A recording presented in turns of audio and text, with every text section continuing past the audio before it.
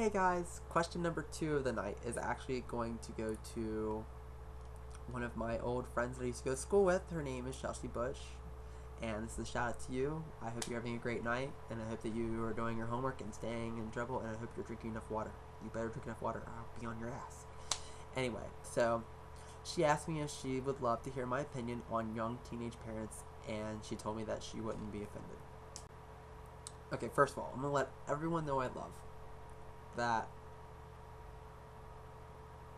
I'm not going to mean any offense to anybody when I say this. There's a lot of things that I am very much against, and I have strong opinions about. One of them is teenage pregnancy and teenage parents. I'm sorry, but it's not any way, shape, or form your place as a child to raise a child. You have a lifetime ahead of you to worry about that. You shouldn't be thinking about sex when you're young. I regret having sex when I was young. I regret it. You know, I'm just fucking lucky I never got anybody knocked up or pregnant. You know what? God. You know, it is shown through time that kids, children, go from having children young to old. The gaps differ. It happens all through time. I mean, this happened back in the 1700s, that children were having relationships and getting married at 12, 13 because life expectancy was 30. That's fine. That's understandable. But in our day and age in society, you shouldn't be raising these children as children. You're not even matured all the way. You're just popping things off and thinking it's all cool and hip to have sex. It's not. Do you know how scary it is to have sex the first time? It's very scary. Everyone can account for that. I'm sure everyone's first time is horrible. You know, if you had a good first time, go you, because my first time was shit. And I'm just sorry, you know, you're bringing these kids into this world. You're bringing these children into this world, and you're trying your best to raise them and raise yourselves at the same time. You should worry about your education. You should worry about getting financially stable. You should worry about things that, you know, someone of your age should worry about. You shouldn't have to worry about kids until your late 20s, early 30s, when you're finally career and your financials are stabilized. You know, you shouldn't be thinking about marrying or even, you know, now having a boyfriend or girlfriend when you're a teenager is fine. You know, it's common. It is human nature to want and belong. That's fine. But, you know, if a guy's going to pressure you into sex changes the entire relationship. And then after that, it takes, like, years to finally get anything out of it, you know. You're always pegged as a whore until everyone forgets it. You know, and guys are only going to want to date you for that one thing because one guy went, oh, I got sex, and he's going to break up with you because he found someone else who's going to give him sex who he thinks better than you. And, you know, an old saying that my mother used to say to me, they always trade in gold for bronze. I don't know why they do that. It is ridiculous, you know. And some of these kids do really well. Don't get me wrong. You know, but you shouldn't throw your lives away because it's what you do. You have to fight after you have a child to get any stability in your life because you have to fight for your stability and your child's. 10 to 1 you end up on welfare. And then there's like a 30% chance that you're never going to get out of being in the poverty level of welfare, which is even scarier. To have to rely on the system for the rest of your life, which makes everyone else's life harder because we have to pay more taxes to pay for your mistake. I pay for thousands of people's mistake daily when I work. It's ridiculous that I can't be financially stable because I have to worry about other people's children who aren't mine, and my tax dollars do that.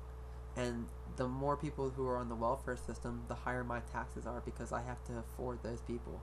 Because my government's trying to keep people afloat and keep the people who are working, but then diminishing the power of diminishing the idea of working when I'm paying more taxes and not able to pay my bills because I'm paying everyone else's bills. You know? At some point there needs to be a cap on things. Every year my gas bill raises 60-70%, which is ridiculous in the first place that we still rely on natural gas. That system should have been outlawed years ago. I'm sorry. I mean, we can rely on electricity is a lot cheaper. Gas is so expensive. It should be illegal to have gas. Gas is a lot dangerous. It is very dangerous to have. A lot. I'm spinning another word a lot. But seriously, that's how I feel about it. I feel that babies shouldn't raise babies. That's not how it should be. And you should worry about yourself, worry about your life, worry about where you're going, and worry about your education more than you should worry about popping off some rocks to some girls. I'm sorry, boys. I think the men who just want to get in my pants, and this happens to me daily, that I ask, it happens to me daily that I get asked if I want to go meet up. You know what? I'm sorry. Hooking up is a horrible idea in the first place, and the people who do it and get pregnant suffer from it. And young teenage parents do have to suffer from it because, I'm sorry. Pregnancy's terminal. Sorry. And it takes years to get any meaningful relationship after you've had sex because sex changes relationships. I've been there. I've seen it firsthand. I don't like it. And I love you all, but you all should just realize that you have a life that you need to live. And I hope that if you're watching this and you're thinking about having sex when you're young, if you're a young person wanting to have sex, don't do it. Your virginity is something that's very sacred. And you may not believe it. You may think, I want to get out of the way. Don't. You should give it to one person you think deserves it. Because to be loved is what everybody wants. But to be loved is the biggest compliment you can ever get. And if someone truly loves you and can give you the ultimate compliment, they deserve the ultimate gift, which is love. And it doesn't take 3 months, 3 weeks to idealize this. It takes months, and I mean close to maybe a year to realize that you're in love.